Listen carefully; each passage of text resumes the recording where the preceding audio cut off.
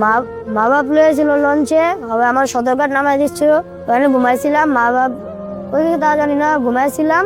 যদি মার খবরটা একটু দেখতেও পারি, আমার বাবা যদি লয়ে যায়, আমি আর আপনারা শান্তি পাবো। আর্মি হইতে চাই আমি, আর্মি নাইলে ডাক্তার।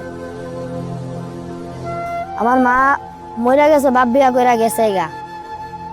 সৎ মা দেখতে পারে না, ছোটবেলা ফালা দেওয়া গেছে। আমার একটা মহিলা পালছে, তার নাম ময়না মা। আমার বড় করছে, তার মা কই। কিন্তু এখানে ছোট থেকে বড় হয়েছি, সবার মা দিতে খাইতে কোনোদিন বাঙালি ঢোকাইছি, কাউর খিদা লাগছে, খাওয়ান ছেড়ে গেছি, কেউ মারছে, কেউ দেয় নাই, মানে অনেক কিছু।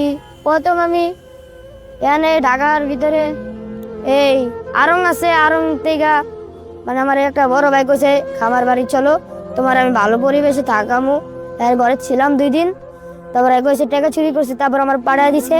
তারপরে এর থেকে আমি রাস্তা ওই কোনোদিন বোতল ঢোকাইতে যাই, কোনোদিন বোতল ঢোকাইতে যাই, তো কোনোদিন কাঠের মতন যা মানে পাই, কোনোদিন ভিক্ষা করি। আল্লাহ রিজিকে যা লে আছে তাই।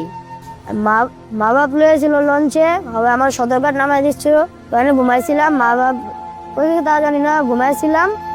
তারপরে পোলা পানি নিয়ে পানি বেচছি, চকলেট বেচছি, সন্দেশ বেচছি, আর অনেক কিছু বেচছি। তারপরে থেকে এখান থেকে একটা ভাই আমার এই আসাদকে পেলো, আর একটা ভাই আমার এই 2 দিন বাসায় রাখলো। তারপরে আমি এই যাই, উনি মা মহিলা গেছে, আমার বাপ বিয়া করে গেছে, কিন্তু সৎ মা আমার রাখতে চায় না। এই সময় আমি ছোট ছিলাম, 6-7 বছর বয়স। তারপরে আমার ফালাইতে গেছে। আর্মি হইতে চাই আমি, আর্মি নাইলে ডাক্তার। যারা নেশাখোর, যারা চিন্তাই করে, কে করে ধর্মু, যারা জেলে করবো। আর ডাক্তার হইলে মানুষ যারা রুগী, তারপরে চিকিৎসা করবো বিনা টিকিতে, বিনয় টাকায়। আমার সৎ মা তো আর আমার দেখতে পারে না, হয়তো বাবা ওই সৎ মা আর সৎ ভাইয়ের কথা হই না, আমার মেয়ে দেখাই না, মানে পাত্তাই দেন না কোনো। ওই মাঝে মধ্যে দেখা হইলে 2-3 কথা কয়, তারপর জায়গা। আমার মতো আরো কত বলা পাই না আছে রাস্তায় হয়ে থাকে, অগো মা বাপ নাই, মানে ওগো থাকতেও নাই, আবার কোনোজন একবারই নাই, আবার রাস্তা থাকতেও নাই।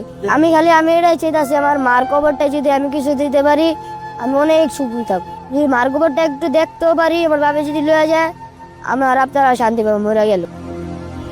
শুনছিলাম আমার পাশে বসে থাকা মুমিনের কথা। তার মতো এরকম হাজারো লাখো মুমিন আছে রাজধানীর বিভিন্ন ফুটপাতে। একসময় তাদেরও পরিবার ছিল, তবে ভাগ্যের আজ কি নির্মম পরিহাস, সেই পরিবার ছেড়ে আজ তারা ফুটপাতে। কেউ খেলে বড় হচ্ছে, কেউ পড়াশোনা করছে, আবার কেউ বা নেশার রাজ্যে হারিয়ে যাচ্ছে। মুমিন যেমনটি জানাচ্ছিলেন, তারও স্বপ্ন ছিল কোনো এক সময় ডাক্তার হবে কিংবা সেনাবাহিনী হয়ে দেশের সেবা করবে। তবে আজ সেই স্বপ্ন যেন অনেকটাই ধূলিসাৎ। সেই পথ শিশু কিংবা ছিন্নমূল শিশুরাও একসময় তাদের মাতৃকোলে ফিরে যাবে, এমনটি প্রত্যাশা আমাদের। রাজধানী